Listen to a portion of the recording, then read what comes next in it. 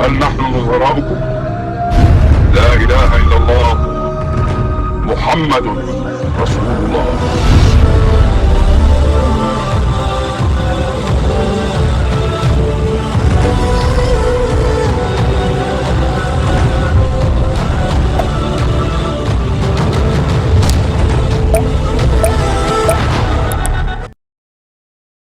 Kumpul menyertai orang-orang beribadah di waktu fajar.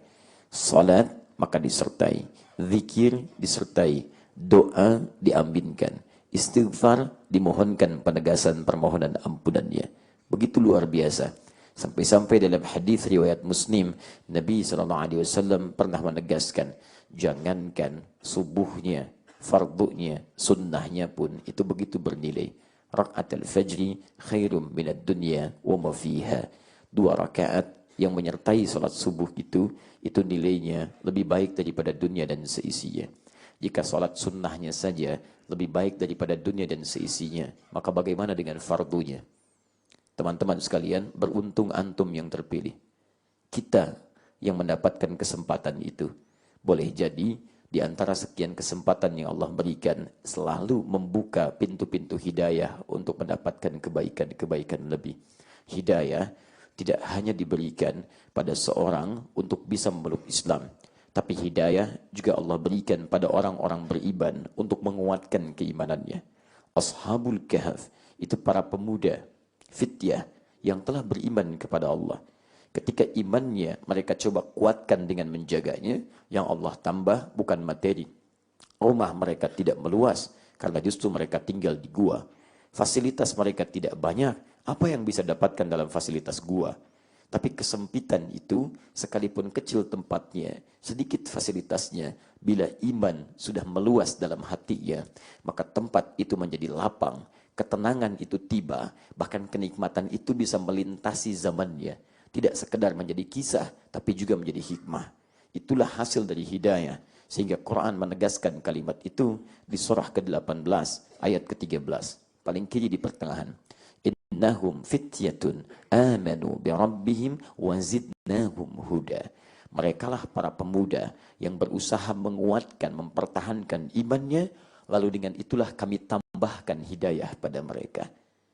Jika dulu sudah ada pemuda, maka itu dikisahkan pada kita bukan untuk menjadi cerita semata, tapi supaya pemuda-pemuda di masa kini, teman-teman, bisa mengambil ibrah dari situ untuk mempertahankan dan menguatkan keimanan kita dalam setiap lini kehidupan dalam dimensi yang berbeda. Itu poin terindah ya. Dan paling hebat hidayah itu, ketika Allah ingin kuatkan iman seseorang, maka ditambahkanlah dalam bentuk amal salehnya. Ada hidayah yang berupa amal saleh.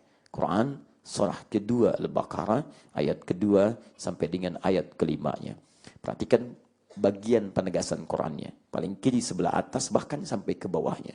Dzalikal kitabu la raiba fi hudal lil muttaqin.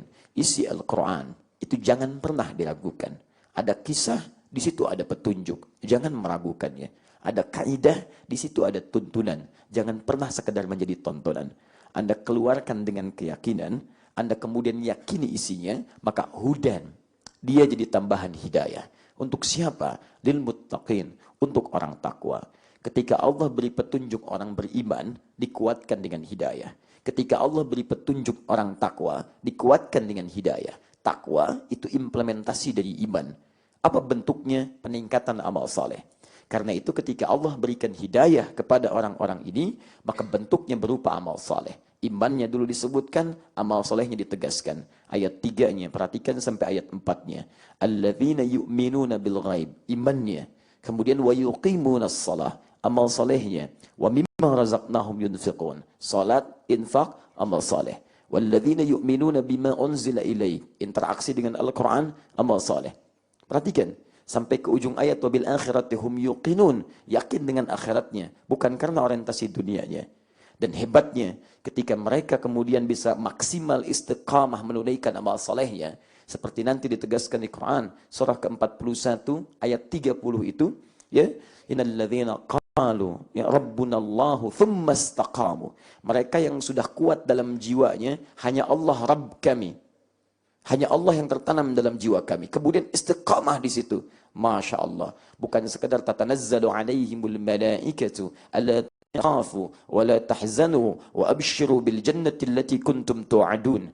Bukan sekedar Allah jamin dengan malaikat penjaga yang bisa menepis kesedihannya, menghilangkan kegundahannya, menjamin surganya. Bukan itu saja, tapi ulaika ala hudam min rabbihim. Mereka itulah yang akan lekat selalu dengan hidayah-hidayah Allah Subhanahu wa taala. Kalau hidayah sudah datang, wa ulaika humul muflihun, maka bahagialah kehidupan mereka. Teman-teman sekalian, semoga dengan salat subuh yang telah kita tunaikan itu, Allah tambahkan hidayah kepada kita semua insyaallah.